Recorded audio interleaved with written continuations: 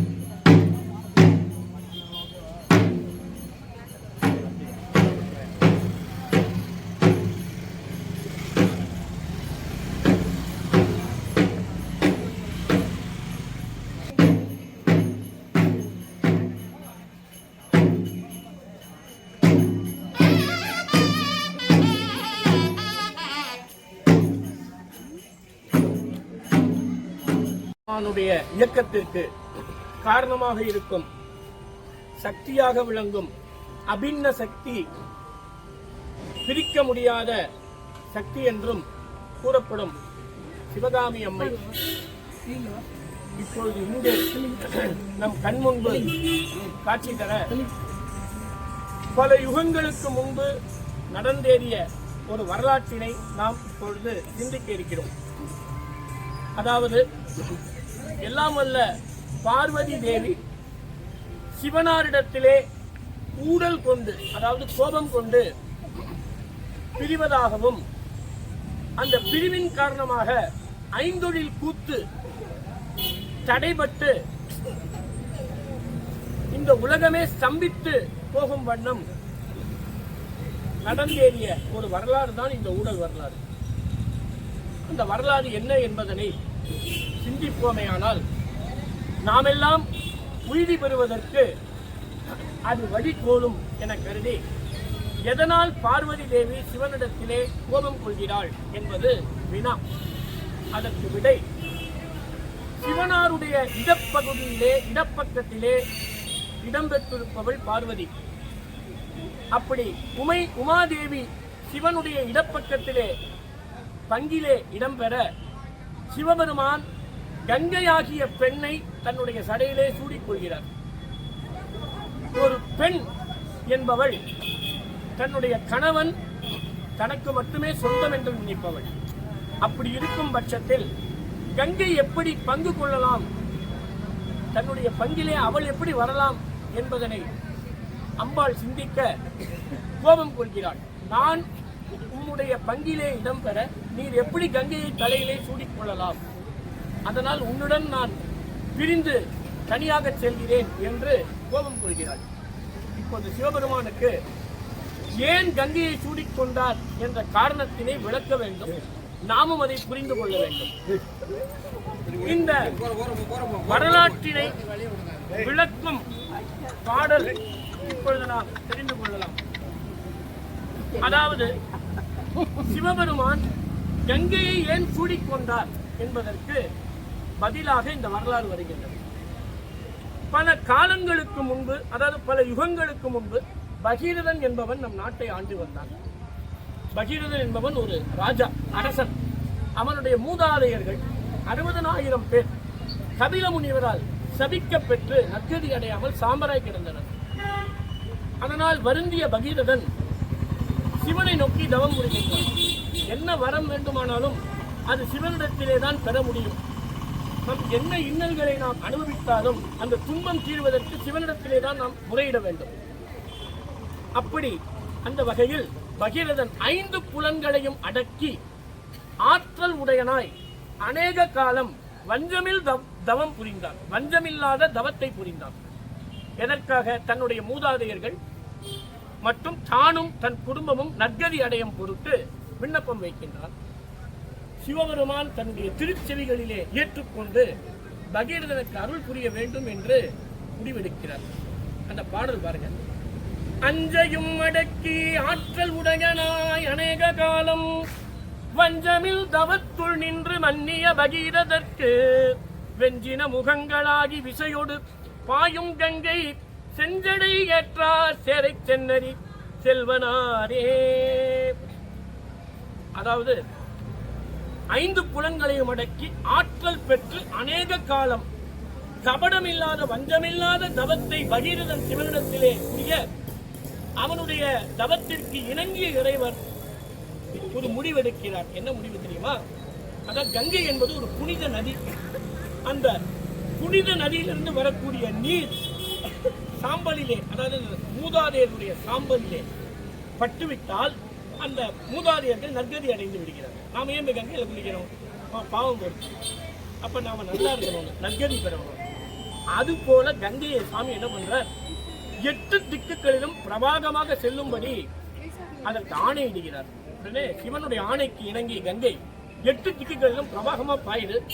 அந்த கங்கை நதி நீர் அந்த சாம்பல் மேல பட்டு பகீரதனுடைய மூதாதையர்கள் நற்கதி அடைஞ்சிடுறாங்க. ஆனாலும் பகீரதனுக்கு ஒரு பயம், எங்கேயாவது உலகம் அழிந்து விடுமோன். பிரவாகமா வருது தண்ணி, விசையோடு பாயும் கங்கைன்னு வருது. அவன் உடனே திருப்பி மீண்டும் பகீரதன் நடராஜரிடத்திலே வேண்டாம், சாமி என்னுடைய மூதாதையர்கள் நற்கதி அடைந்து விட்டனர், உலகம் அழிந்து விடக்கூடாது, அதனால் நீர் தான் அதுக்கு அனுகிரகம் பண்ணணும் சாமிகிட்ட வேண்டாம். உடனே சாமி எல்லாம் ஆற்றல் உடைய கருணை உடைய எம்பெருமான் அந்த கங்கையை, அவருக்கு செய்ய முடியாத காரியம் எதுவுமே இல்லை, அந்த கங்கையை தன்னுடைய சிறு சடை முடியிலே தரித்துக் கொள்கிறார். அப்ப கங்கையை சிவபெருமான் சூடிக்கொண்டதற்கு காரணம் உலகம் அழிந்துவிடக் கூடாது என்பதற்காகத்தான், வேற எந்த காரணமும் இல்லை. இங்க பெண்ணு மனைவி அப்படிலாம் வராது. சிவன் ஆணும் அல்ல பெண்ணும் அல்ல பேடும் அல்ல, பெண்ணல்லை ஆணுமல்லை பேடுமல்லை, அவன் எல்லாத்தையும் கடந்த துரியாதீதன், தத்துவாதீதன். உடனே கங்கையை சூழ்ந்த உடனே அந்த கங்கை அடங்கிடுது, உலகம் காக்கப்படுது, பகீரதனுடைய மூதாதையர்கள் நற்கதி பெறுகின்றனர், நாமும் உயிரி பெறுறோம். அம்பாளுக்கும் புரிஞ்சிடுது, ஓஹோ இதனாலதான் கங்கையை சிவன் சூடினாரா அப்படின்னு சமாதானம் ஆயிடுறாங்க. இந்த சமாதானத்துக்கு சிவன் என்ன பண்றாருன்னா, அவர் உரை செய்த வேதம் இருக்கு இல்லையா, ரிக் யஜுர் சாமம் அகர்வன், அதுல சாமவேதம் பாடுறாரு. சாமவேதம் பாடி ஆடி அம்பாள்கிட்ட புரிய வச்சு மீண்டும் அம்பாளை கோபம் தீர்ந்து சேர்த்துக்கிறார் அப்படின்னு வரலாறு போகுது. இது இன்னும் மெருகூட்டும் வண்ணம் சிவன் தான் வேதத்தை வடமொழியில இயற்றினார். அவருக்கு ரொம்ப பிடித்தது எது அப்படின்னா தமிழ் திருமுறை தான். நமக்கும் அன்பின் பெருகிய சிறப்பின் மிக்க அர்ச்சுனை பாட்டே ஆகும், ஆதலால் மண்மேல் நம்மை சொற்றமிழ் பாடுக என்றார் தூமறை பாடும் வாயார். தூய மறையை பாடிய வேதத்தை பாடிய திருவாயுடைய எம்பெருமான் விரும்புவது நற்றமிழ் மாலை, நல்லிசை ஞான சம்பந்தன் பாடிய நற்றமிழ் மாலை, நல்லிசை நாவுக்கரசர் பாடிய நற்றமிழ் மாலை, இது ரொம்ப விரும்புவார் சாமி.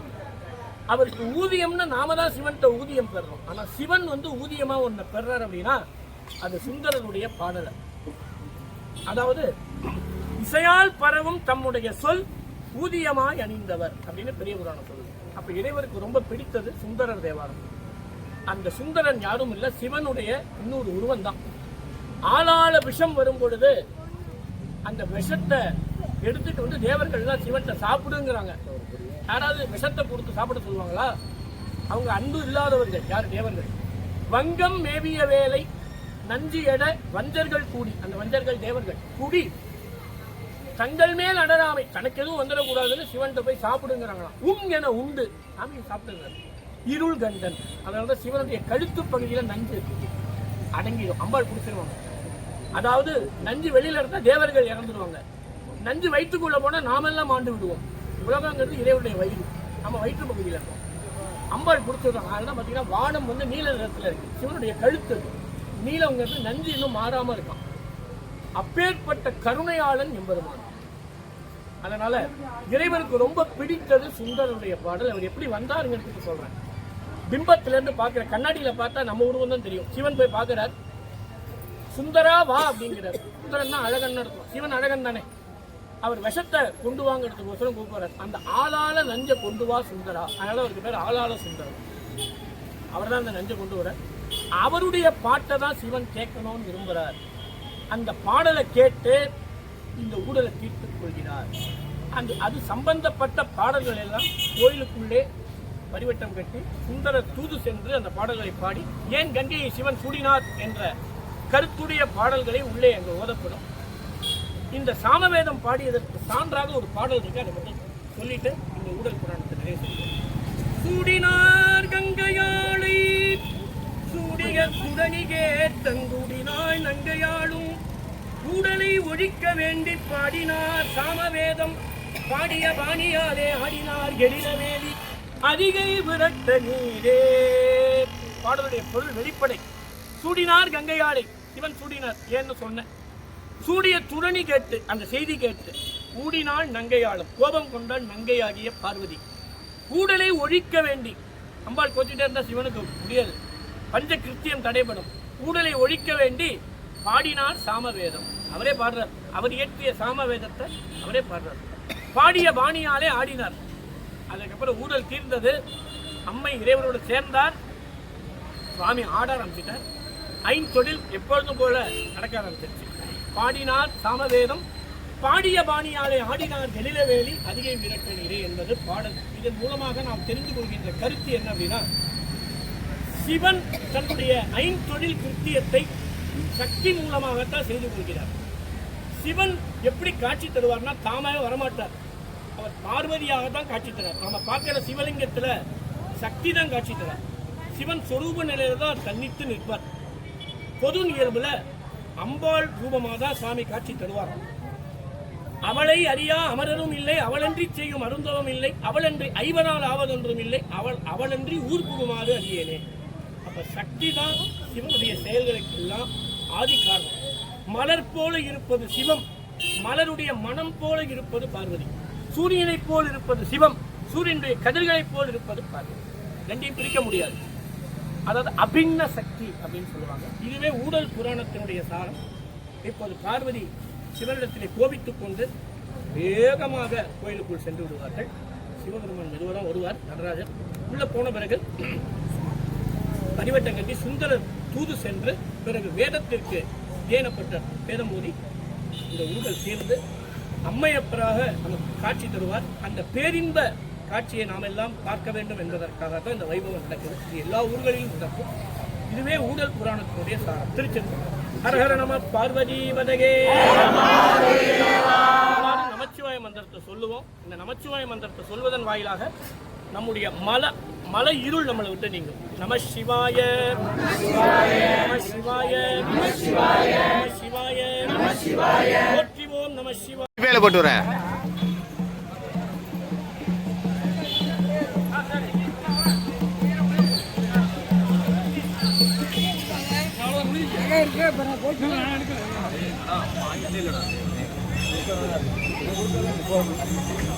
ரோட்ல இருந்துச்சு.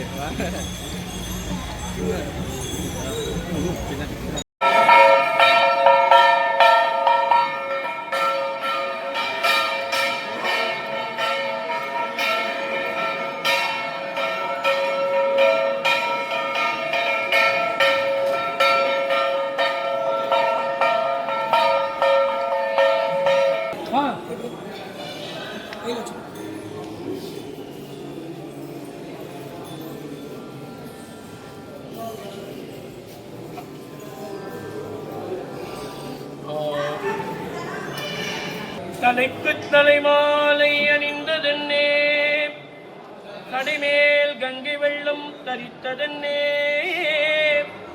அலைக்கும் புலித்தோல் கொண்டு அசைத்ததென்னே, அதன் மேல் கதனாக கற்று ஆர்த்ததென்னே, மலைக்கு நிகரொப்பன வந்திரைகள் வலித்தெற்றி முழங்கி வலம்புரி கொண்டு அலைக்கும் கடல் அம் கரைமேல் மகோதை அணியார் பொழில் அஞ்சை கடத்து அப்பனே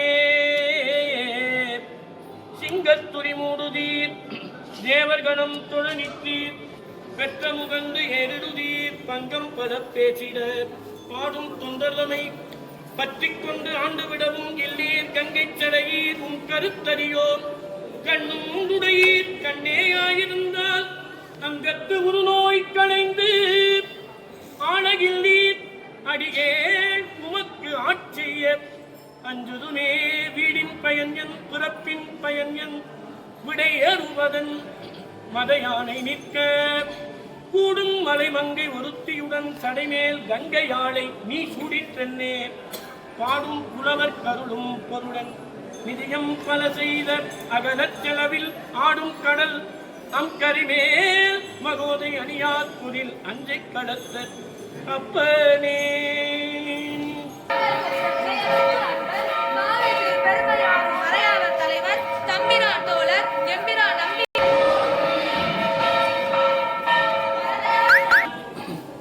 மங்கையோர் கூறுமந்து ஏறுகந்தேரி மாறனா திரிபுரம் நீரடச் செற்று அங்கையான் கடலடி அன்றி மற்றறியான் அடியவர் கடியவன் தொழுவனாருடன் கங்கையார் காவிரி துருத்தியார் வேள்வி குடிகுளார் அடிகளை செடியனேன் நாயேன் கங்கையார் காவிரி துருத்தியார் வேள்வி குடியுளார் அடிகளை சேர்த்திய பத்தும் தம் கையால் தொழுது தம் நாவின் மேற்கொள்வார் தவநெறி சென்று அமருலகம் ஆழ்பவரே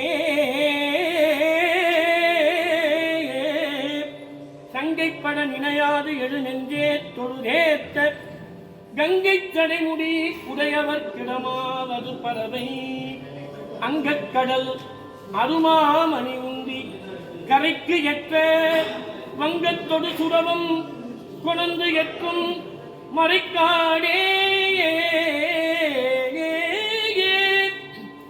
தூசுடைய அகலல்குல் தூமொழியாள் ஊடல் தொலையாத காலத்தோர் சொற்பாடாய் வந்து தூசுடைய அகலல்குல் தூமொழியாள் ஊடல் தொலையாத காலத்து ஓர் சொற்பாடாய் வந்து தேசுடைய இலங்கையற்போல் வரையெடுக்க அதற்கு திப்பிய கீதம் பாட தேரொடுவாள் கொடுத்தீர் நேசமுடை அடியவர்கள் வந்தாமை அந்த நிறைமறையோர் துறை வீழிமிடலைதனில் நிக்கல் காசருளி செய்தீர் இன்று எனக்கருள வேண்டும் கடல் நாகைக் காரோணம் மேவி இருந்தீரே ஆத்தம் என்றனை ஆளுகந்தானை அமரநாதனை குமரனைப் பயந்த வார்த்தையங்கிய முளைமடமானை வைத்து வான்மிசை கங்கையைக் கலந்த தித்தனை சிவனை செடுத்தேனை தில்லையம்பலத்துள் நிறைந்தாடும் கூத்தனை குருமாமணி தன்னை கோலக்காவினில் கண்டு கொண்டேனே கங்கை தங்கிய சடை உடை கரும்பே கட்டியே பலர்க்கும் கலைகண்ணே அங்கை நெல்லியின் படுத்திடை அமுதே அத்த என் இடர் யார்க்கெடுத்துரைக்கே சங்கும் இப்பியும் சலம் சலம் முதல வைரம் முத்தொடு பொன்மணிவரன்றி பொங்குமா கடல் ஓதம் வந்துலவும் ஒற்றியூர் எனும் ஊர் குறைவானே போத்த நீர் செவியாளர் அந்தனர்க்கு தொழில்கொள் ஆழ்நிலர்க்கு அறம் புரிந்து பார்த்தனுக்கு அன்று பாசுபதம் கொடுத்தருளினாய் கண்டு பகீரதன் வேண்ட ஆர்த்து வந்து இடியும் புனர்கங்கை நங்கையாளை நின் சடைமிசை கரந்த தித்தனீர் நின்றன் திருவடி அடைந்தேன் செடும்பொழில் திருக்குங்கூர் உள்ளானே கூடினாய் மலைமங்கையை நினையாய் கங்கை 1000 முகம் உடையாடை சூடினாய் என்று சொல்லிய புக்கால் தொடும்பனேனுக்கும் சொல்லலுமாமே வாடி நீ இருந்து என் செய்தி மனனே வருந்தியானுற்ற வல்வினை கஞ்சி கூடினால் இனியாவதும் உண்டே ஒத்தியூர் எனும் ஊர் உறைவானே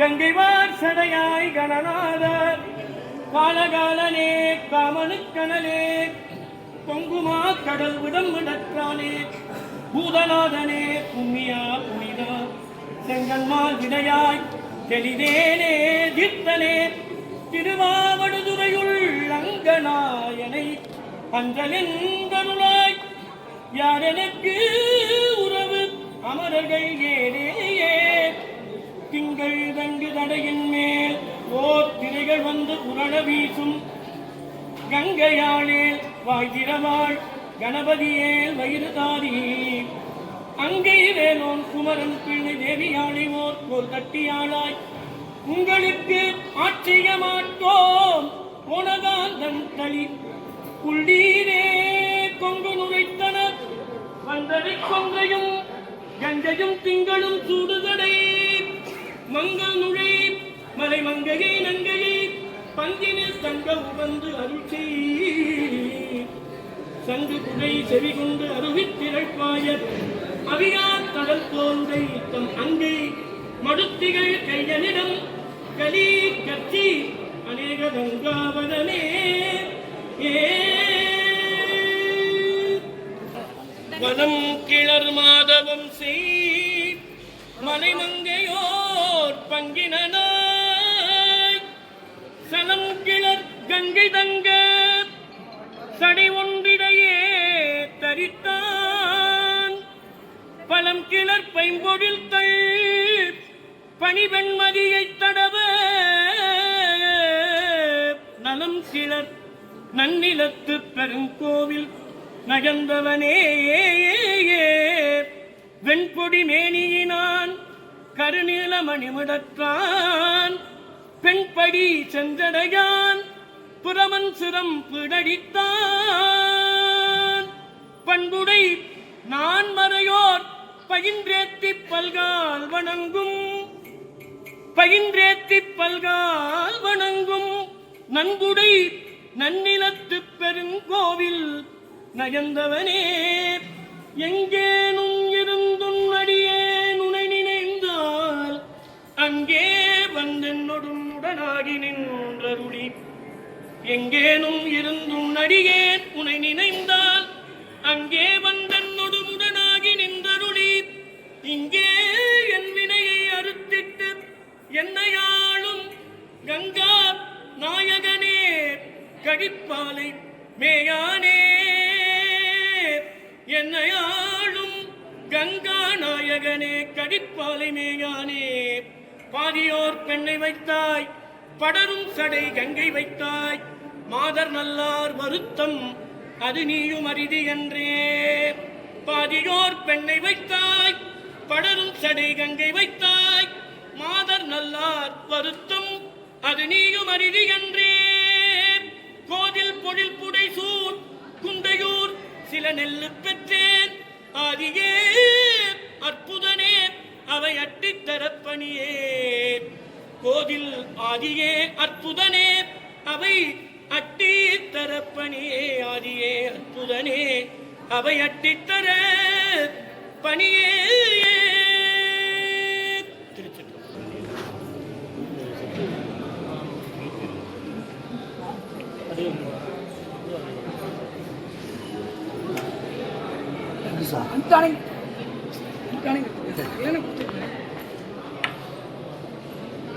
ஓம் சஹனாவவது சஹனௌ புனக்து சஹ வீர்யங்கரவாவஹை तेजस्विनावधीतमस्तु मा विद्विषावहै। ओम शांति शांति शांति। शन्नो मित्रः शं वरुणः शन्नो भवत्वर्यमा शन्न इंद्रो बृहस्पतिः शन्नो विष्णुरुक्रमः। नमो ब्रह्मणे नमस्ते वायो त्वमेव प्रत्यक्षं ब्रह्मासि त्वमेव प्रत्यक्षं ब्रह्म वदिष्यामि ऋतं वदिष्यामि सत्यं वदिष्यामि तन्मामवतु तद्वक्तारमवतु अवतु माम् अवतु वक्तारम्। ओम शांति शांति शांतिः। ओम तामग्निवर्णां तपसा ज्वलन्तीं वैरोचनीं कर्मफलेषु जुष्टां दुर्गां देवीं शरणमहं प्रपद्ये। सुदरसिदरसे नमः। विद्युत्तामसमप्रभां मृगपतिस्कन्धस्थितां भीषणां कन्याभिः करवालखेटविसितद्धस्ताभिः रासेवितां हस्तैश्चक्रगदाशिभिषिपां चापं गुणं तर्जनीं बिभ्राणामनलात्मिकां शशिधरां दुर्गां त्रिनेत्रां भजे। नमो वाचे याचोदिता याचानुदिता तस्यै वाचे नमो नमो वाचे नमो वाचस्पतये। नमः ऋषिभ्यो मन्त्रकृभ्यो मन्त्रपतिभ्यो मामामृषजो मन्त्रकृतो मन्त्रपतयः परा दुर्माहमृषीन् मन्त्रकृतो मन्त्रपतीं परादां वैश्वदेवीं वाचमुद्यासकं शिवामदस्तां जुष्टां देवेभ्यः शर्म मे द्यौः शर्म पृथिवी शर्म विश्वमिदं जगत् शर्म चन्द्रश्च सूर्यश्च शर्म ब्रह्म प्रजापति। भूतं वदिष्ये भुवनं वदिष्ये तेजो वदिष्ये यशो वदिष्ये तपो वदिष्ये ब्रह्म वदिष्ये सत्यं वदिष्ये तस्मा अहमिदमुपस्तरणमुपस्तरमुपस्तरणं मे प्रजादीपशूनां भूजादुपस्तरणमहं प्रजादीपशूनां भूजासं नमोऽनुमोदन्तु। ओम शांति शांति शांति।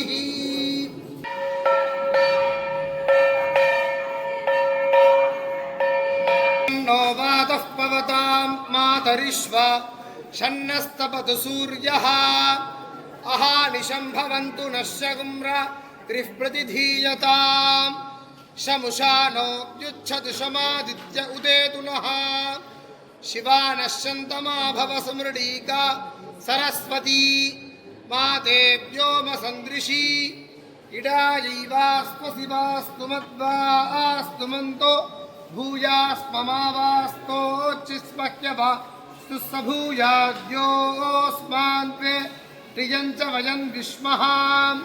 पृथिवी शान्ता साग्निना शान्ता सा मे शान्ता शुचगुं शमयतु अंतरिक्षगुं शान्तं तद्वायुना शान्तं तन्मे शान्तगुं शुचगुं शमयतु। द्यौः शान्ता सादित्येन शान्ता सा मे शान्ता शुचगुं शमयतु।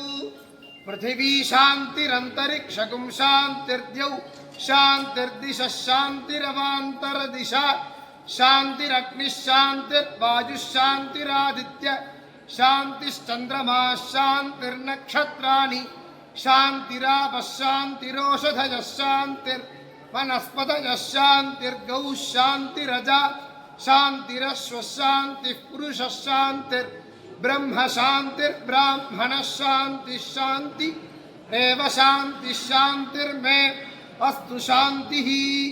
कयाहगुं शान्त्या सर्वशान्त्या मह्यं द्विपदे चतुष्पदे च शान्तिं करोमि शान्तिर्मे अस्तु शान्तिः। उदायुषा स्वायुषो दोषधीनागुं रसेनोत्पर्जन्यस्य शुष्पेनोदस्ता अमृतागुम् अनु एतत्सामगायन्नास्ते बूहा बूहा पू अहमन्नमहमन्नमहमन्नम् अहमन्नादो ओहमन्नादो ओहमन्नादः अहग्श्लोककृते अहमस्मि प्रथमजारिता स्यात् पूर्वं देवेभ्यो अमृतस्य न भागी यो मा ददाति स हि देव मा वाह अहमन्नमन्नमदन्तमा द्वि अहं विश्वं भुवनमभ्यभवां सुवर्णज्योति शान्ता साग्निना शान्ता सा मे शान्ता शुचगुं शमयतु पृथिवी शान्तिरन्तरिक्षगुं शान्तिर्द्यौ शान्तिर्दिशः शान्तिरवान्तरदिशाः शान्तिरग्निः शान्तिर्वायुः शान्तिरादित्यः शान्तिश्चन्द्रमा शान्तिर्नक्षत्राणि शान्तिरापः शान्तिरोषधयः शान्तिर्वनस्पतयः शान्तिर्गौः शान्ति रजा शान्तिः पुरुषः शान्तिर्ब्रह्म शान्तिर्ब्राह्मणः शान्तिः शान्तिरेव शान्तिः शान्तिर्मे अस्तु शान्तिः सहनाववतु सहनौ भुनक्तु सह वीर्यङ्करवावहै तेजस्विनावधीतमस्तु मा विद्विषावहै ॐ शान्तिः शान्तिः शान्तिः षण्णो मित्रः शं वरुणः षण्णो भवत्पर्यमा षण्ण इन्द्रो बृहस्पतिः षण्णो विष्णुरुक्रमः नमो ब्रह्मणे नमस्ते वायो त्वमेव प्रत्यक्षं ब्रह्म वदिष्यामि ऋतं वदिष्यामि सत्यं वदिष्यामि तन्मामवतु तद्भक्तारमवतु अवतु माम् अवतु भक्तारम् ॐ शान्तिः शान्तिः शान्तिः ॐ शान्तिः शान्तिः शान्तिः ॐ शान्तिः शान्तिः शान्तिः ॐ